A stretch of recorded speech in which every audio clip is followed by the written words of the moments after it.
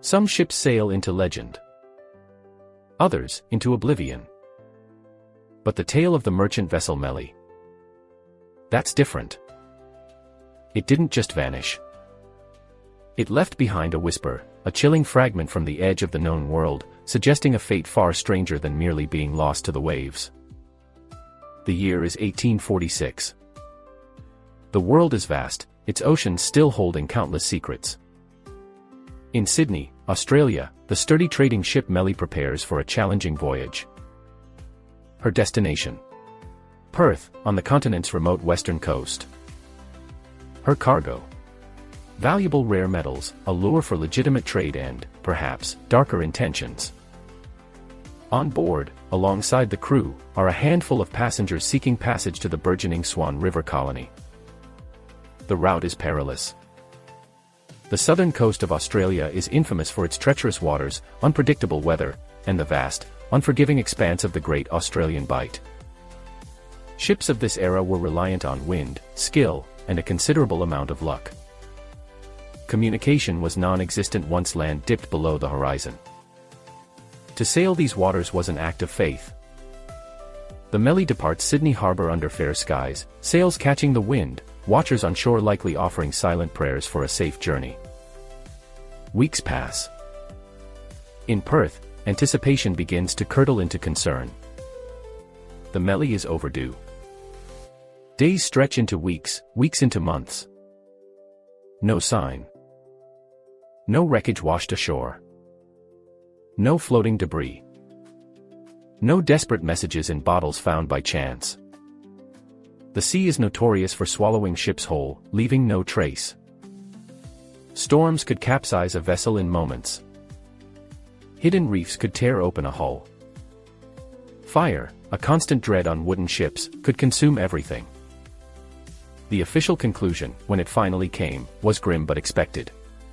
The Melly, with all hands, passengers, and her precious cargo, was declared lost at sea. Another statistic in the unforgiving ledger of maritime history. Case closed. Or so it seemed. For nearly 80 years, the Melly was just another ghost ship, a forgotten tragedy. Until 1923. Deep within dusty archives, or perhaps discovered by chance during coastal exploration, the exact details are hazy. Research groups unearthed a small, weather-beaten leather-bound journal. Its pages were stiff, stained by time and possibly seawater.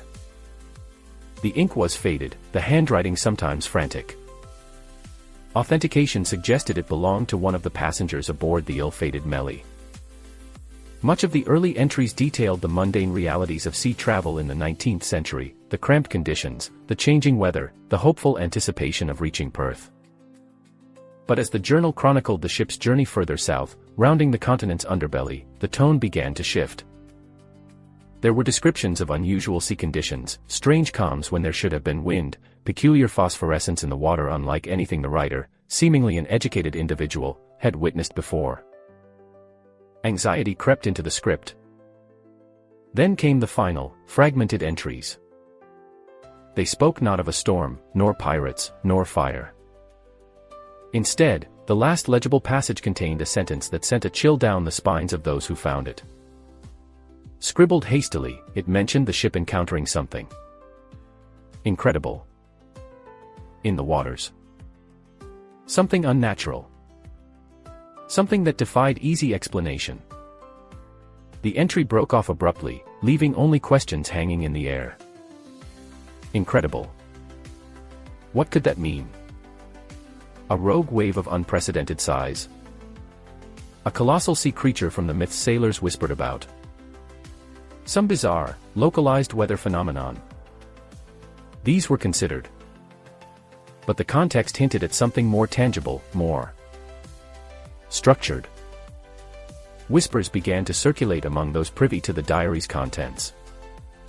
Could the Melly have stumbled upon something man-made, yet utterly unknown? An uncharted, submerged structure. The passenger's account, though fragmented, didn't speak of impact in the way one might describe hitting a reef. It spoke of encountering something present, something observed. Theories emerged, each more speculative than the last. An ancient, submerged city from a long-forgotten civilization.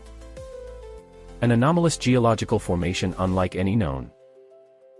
Some even dared to suggest something not of this earth, lying dormant beneath the waves.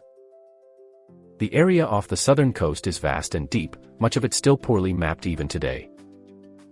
What secrets might those crushing depths conceal?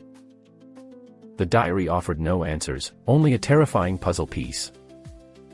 It painted a picture not of a simple maritime accident, but of an encounter. An encounter with something so unbelievable, so outside the realm of 19th century understanding, that the passenger could only describe it with one inadequate word.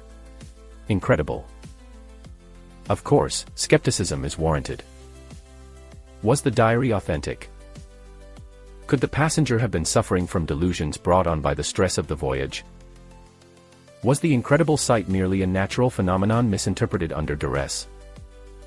Perhaps. Without the ship, without corroborating evidence, the journal remains an anomaly, a historical footnote. Yet, the story lingers.